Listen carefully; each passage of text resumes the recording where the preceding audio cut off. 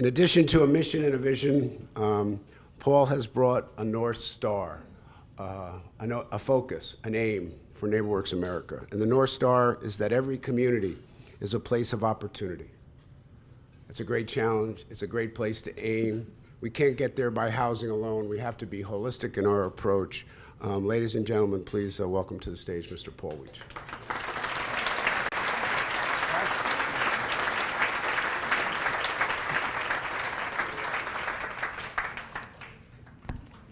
Wow, thank you, Kevin. I'm humbled. If I could say I did any of those things, it would be a great thing, but it takes a village, but we're really just so pleased to be working with this network towards making things happen in this country. So anyways, I am thrilled to join you all today for RUPCO's 35th anniversary. 35 years is a long time. Many of you in the room haven't been around for 35 years, but some of you will remember that 35 years ago, the first IBM PC was released.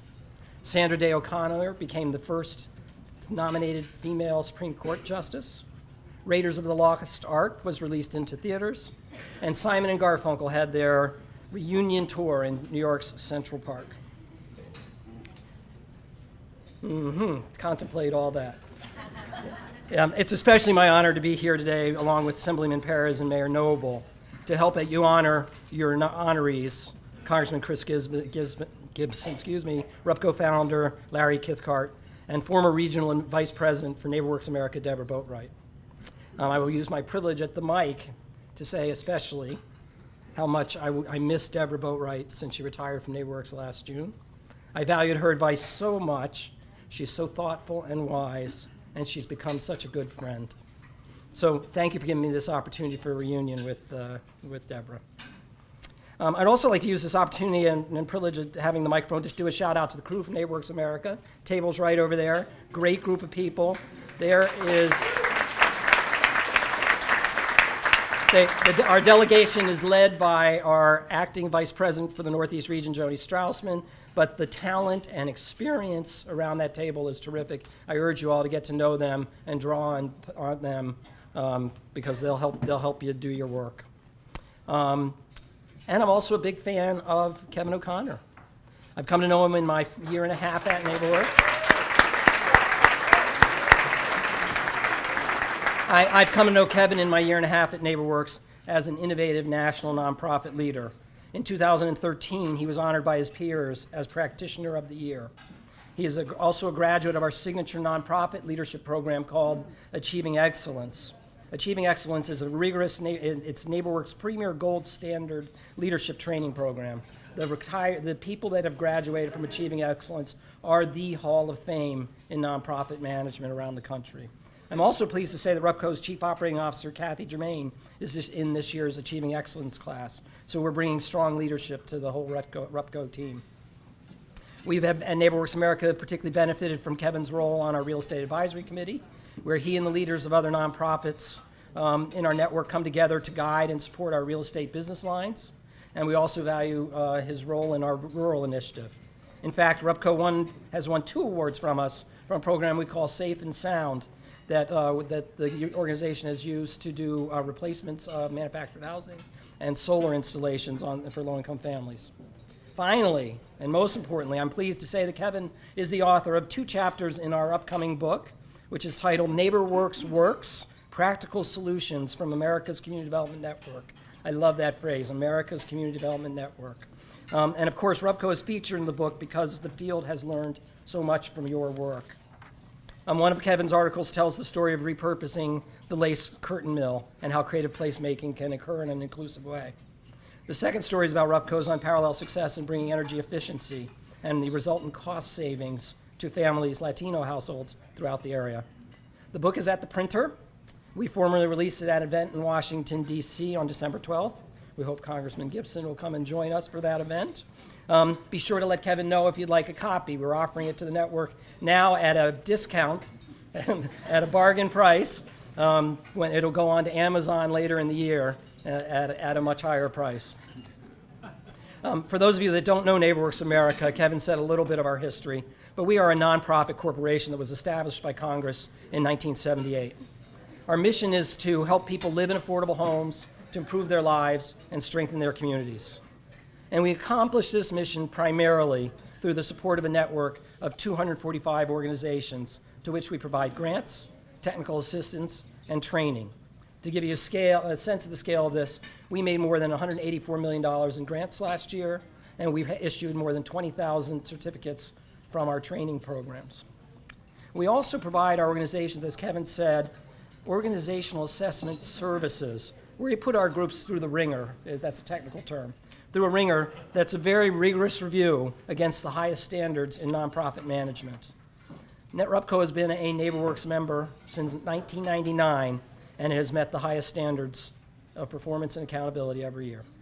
We are proud to have RUPCO as a member of our network. RUPCO has pursued a holistic approach to the work needs of the people of the community of Kingston and is expanding its approach to this work into Newport Newburgh. It was an early adopter of green principles in its developments. It has focused on inclusion for people with disabilities and enabling seniors to age in place. It has provided home ownership and rental housing assistance and served 2,000 families through those programs. It is the story of 35 years of success, and I'm pleased to be here to celebrate with you. So to get into the brief substance of my remarks, 2 weeks ago, the NeighborWorks of America Board of Directors adopted our next 5-year strategic plan. As Kevin said, in the plan, we adopted a new North Star. That is, we believe that every community in America should be a place of opportunity. Building on the strength of our network, we want to become a bigger part of the answer to national concerns around income inequality, concentrated and persistent poverty, and inequitable access to opportunity. So what are places of opportunity?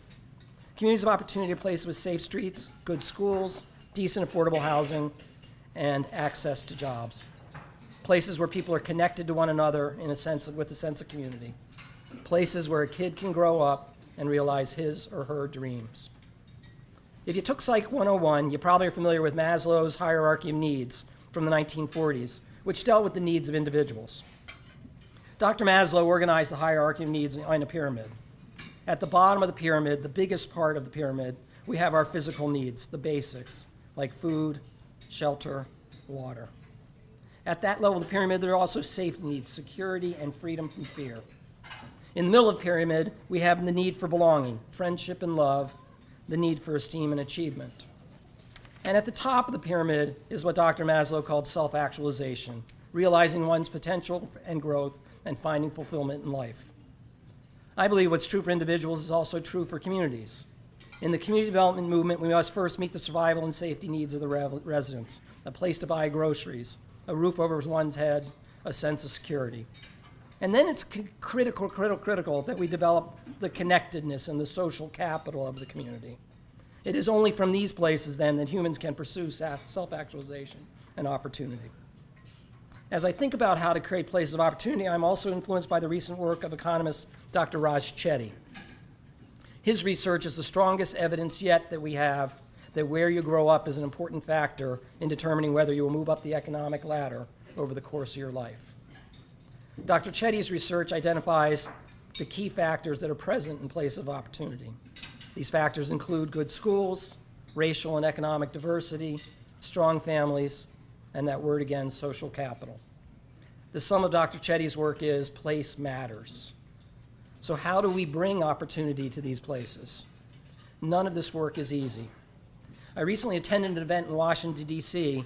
with the mayor of Detroit, Mayor Michael Duggan, who's doing a terrific job bringing that city back, and the CEO of J.P. Morgan Chase, Jamie Dimon. It was a Washington audience, so someone asked the question, what's the one thing that these two gentlemen would recommend to the next president about bringing back America's distressed communities? Jamie Dimon replied something that I think is simple and profound advice. He said that he would tell the president, it's not one thing.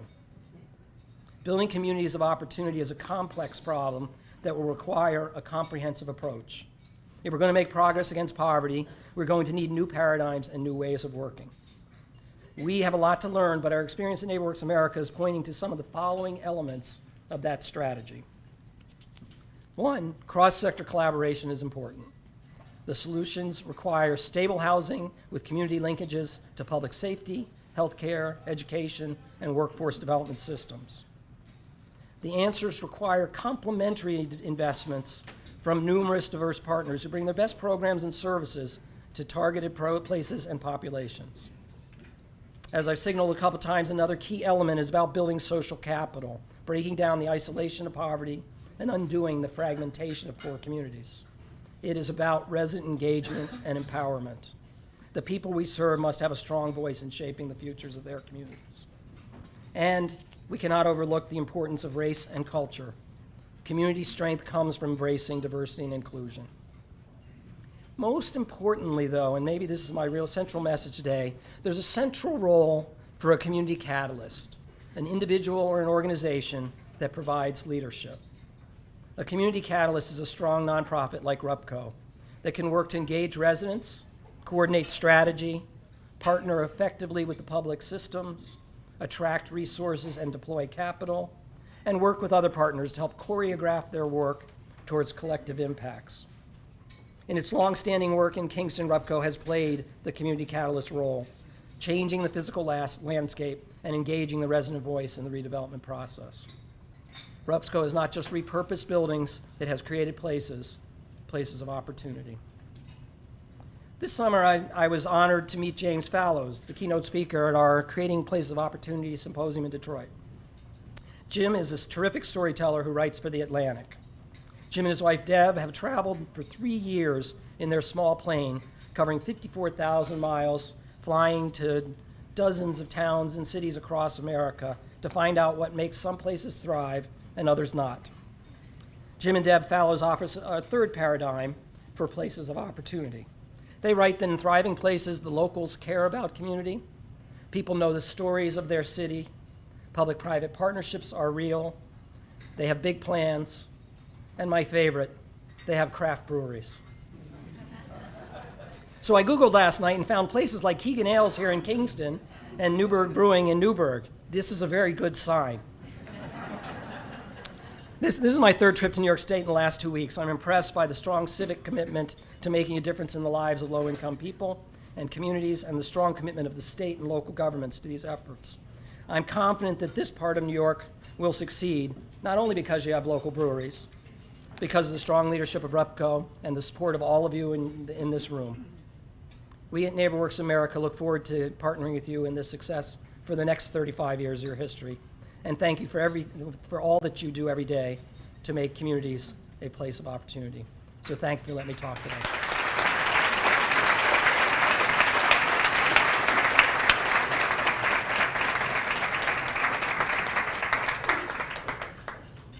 Paul, I know we're going to move into excellence in governance, but I would like to present something that means a lot to us as a token of our appreciation for coming today. And this is a depiction of our Give Housing a Voice and the work that we did in Woodstock, where it took us 10 years to produce some affordable housing, but due to the strong leadership of our board of directors and the staff, we were able to get it done. So this is Give Housing a Voice, and I'd like to present it to you, Paul.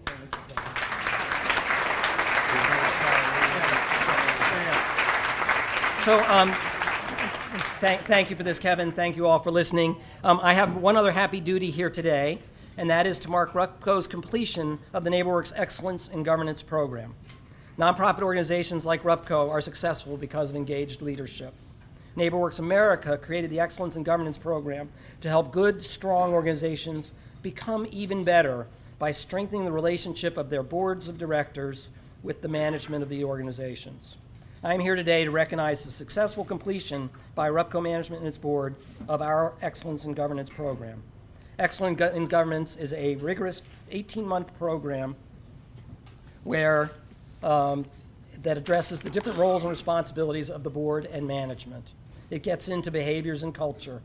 Each member of the RUPCO board team, led by Chair Catherine Maloney, invested well over 200 hours and 3 intensive weekends on top of their regular volunteer commitment to this organization. That is an enormous commitment of a volunteer board to the future success of this organization, and I thank the board members for making that commitment to this. Kevin was also an active participant every step of the way. So through this process, the RUPCO team was guided by a very exceptional coach, a very accomplished NeighborWorks employee, one of my very favorite, Carolee Warner. I'd like to invite Carolee up to the podium to tell you more about this program and to make some presentations.